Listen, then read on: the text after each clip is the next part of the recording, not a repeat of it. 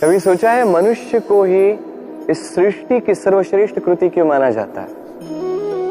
किसी और जीव को क्यों नहीं? केवल इसलिए कि हम आकलन कर सकते हैं, हमारे पास तीक्ष्ण बुद्धि है, नित नए आविष्कार कर सकते हैं, केवल इसलिए? वो तो औरों के पास, देवताओं के पास भी है। कुछ पशु ऐसे भी हैं जिनके पास तीक्ष्ण बुद्धि होती, फिर मनुष्य क्यों? क्योंकि मनुष्यों के पास कुछ ऐसा होता है जो अन्य किसी के पास नहीं होता। मानवता। मानवता जो सबसे आगे जाना तो चाहती है, पर यदि राह में कोई ठोकर खा के गिरा तो उसे संभालना भी जानती। स्मरण रखिए, आपका सबसे बड़ा परिचय आपका नाम, आपकी संपत्ति या आपका धर्म भी नहीं है। आपका सबसे बड़ा परिचय आपकी मानवता।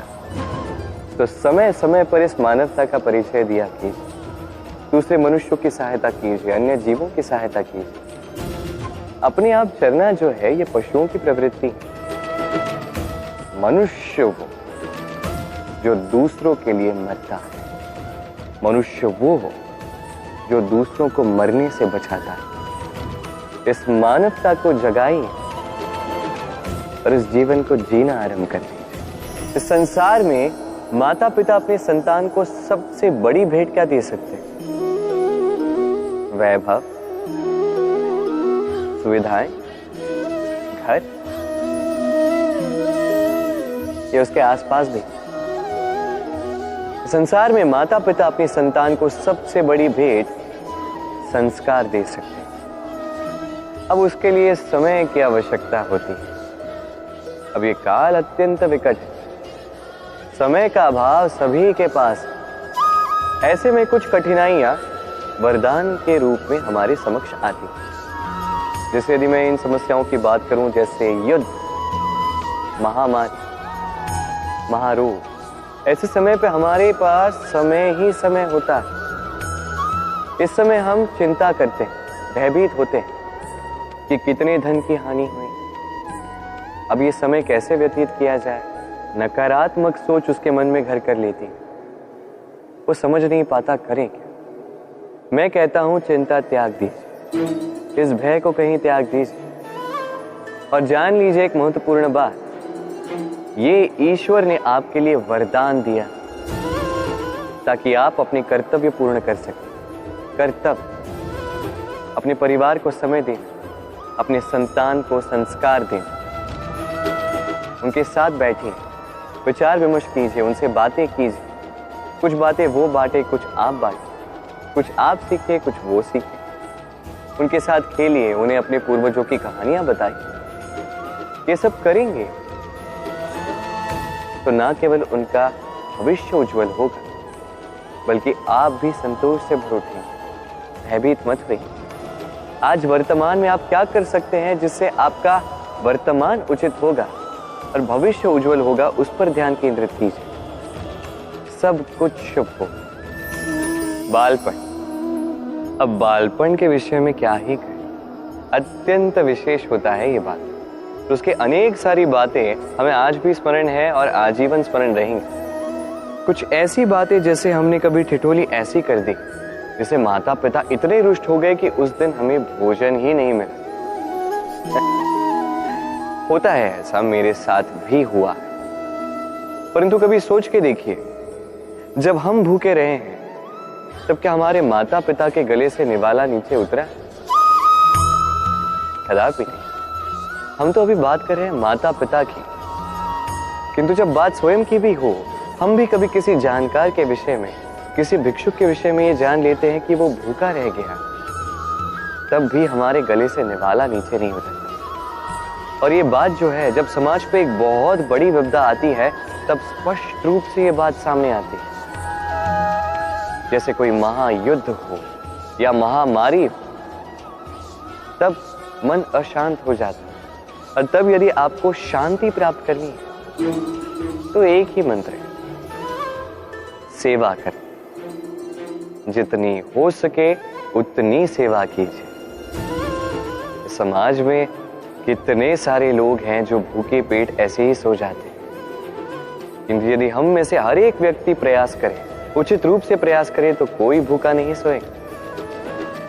एक अत्यंत महत्वपूर्ण बात स्मरण रखिए, किसी दरिद्र, किसी भूखे को भोजन कराना ईश्वर को प्रसाद चढ़ाने से भी महान कार्य है, क्योंकि ईश्वर दरिद्र की पुकार में बसते हैं। और मान लीजिए यदि उस भिक्षुक ने आपका भोजन ग्रहण कर लिया, अर्थात ईश्वर ने आपका भोग ग्रहण कर लिया, क्योंकि ये मानवता, ये सेवा ही ईश्वर की सबसे बड़ी आराधना है।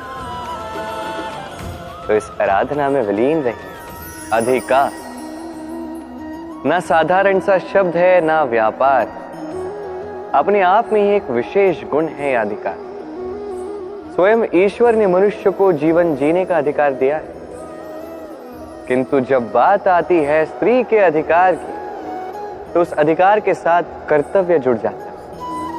अब स्त्री के अनेक अधिकारों में से एक अधिकार है स्वयं का वर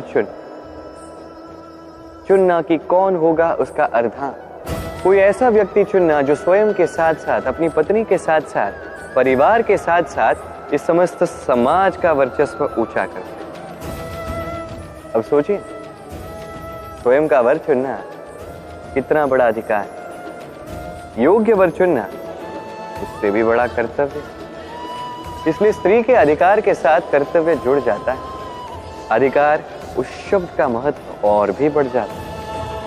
आप भी अपने जीवन में अपने अधिकार को कर्तव्य के साथ जोड़ लीजिए।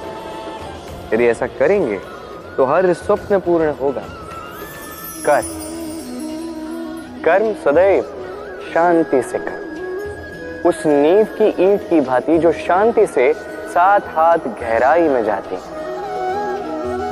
स्वर आता है शिखर पर लगे उस ध्वज से, किंतु शिखर पर लगा ये ध्वज प्रतीक होता है उस नींव में धसी उस ईंट की शक्ति का, जो शांति से अपना कर्म कर गए। तो ऐसे ही आप अपना कर्म कीजिए शांति से, संतोष से। जो शोर मचाना है वो आपकी सफलता को मचाने दीजिए, क्योंकि जब सफलता का ये स्वर संसार में गूंजता है, तब कर्म का ये मोह और भी शक्तिशाली हो जाता है। परीक्षा एक ऐसा शब्द जिसको सुन के इस संसार के अधिकतर लोग भयभीत हो जाते हैं। कारण क्या है? असफलता का भय। परीक्षा इस शब्द का यदि मैं दूसरा पहलू बताऊं, उसका तात्पर्य ये नहीं कि वो आपकी दुर्बलता सबके सामने लाए। ये तो वो युक्ति है जो आपका बल, साहस, आपकी शक्तियां सबके समक्ष प्रस्तुत करती है। जी हाँ, ये वो युक्ति है। अब स्वयं कभी देखिए, परीक्षा के समय आपके भीतर के ऐसे गुण निखर के आते हैं, कुछ ऐसी शक्तियां प्रकट होती हैं जिसके विषय में आप स्वयं अनजान थे, है कि नहीं? तो इस परीक्षा से भयभीत होना बंद कर दीजिए। विश्वास के साथ, निडरता के साथ इसका सामना कीजिए। दिन के अंत में ये परीक्षा आपको केवल निखारेगी, आपको और श्रेष्ठ बनाएगी। जल में तैरना किसे नहीं भाता। हम में से हर एक व्यक्ति चाहता है कहीं किसी सरोवर में, नदी में, जल के बीच में हम क्रीड़ा कर आनंद उठाएं। क्यों? अब बताइए, हम में से कितने ऐसे हैं जिनमें सागर की लहरों में एक किनारे से दूसरे किनारे की ओर तैर के जाने का साहस है? कौन है ऐसा? अब ये कार्य तो अत्यंत कठिन है। हमें किनारे प्रिय है, जल में क्रीड़ा करना प्रिय है, किंतु किनारों पर, सागर की लहरों में नहीं। किंतु एक बात स्मरण रखिएगा, जिस दिन इन किनारों को भूलकर हम सागर की लहरों के साथ लड़ने का साहस जुटा लेते हैं, उसी दिन इन सागर की लहरों से लड़ने का बल भी हम में आ जाता है। वे किनारे हमें प्रिय होते हैं, हमें सुरक्षित रखते हैं, किंतु ये हमें दुर्बल भी बनाते हैं। तो इन किनारों को त्यागिए और सागर की लहरों से टकराने का संकल्प उठा लीजिए। स्वयं पर विश्वास रखिए, फिर देखिए क्या होता है। सफलता के शिखर पर आपका यह जीवन पहुंचेगा और प्रेम से कहेगा, राधे राधे।